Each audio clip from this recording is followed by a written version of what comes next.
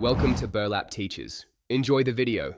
In this video, I will explain how to replace your Lincoln MKC key fob battery.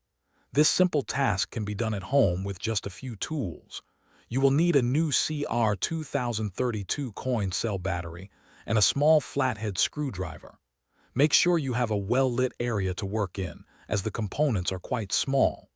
This guide will help you through each step, ensuring a smooth replacement process. Now let's open the key fob.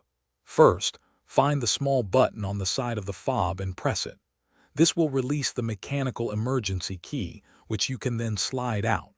Next, use your small flathead screwdriver to carefully pry apart the two halves of the key fob casing.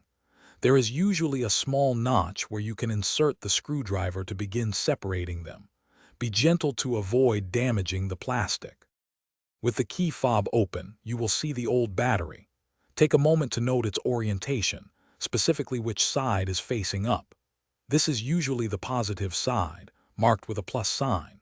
Gently pry out the old CR2032 battery using your screwdriver.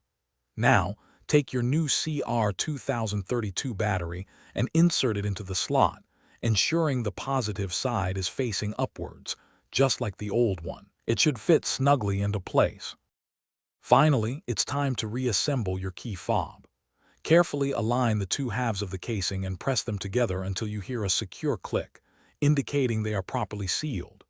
Then, slide the mechanical emergency key back into its slot until it locks into position.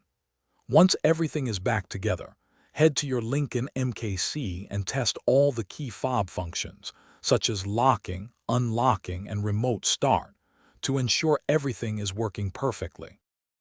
Thanks for watching. Consider subscribing if this video helped you.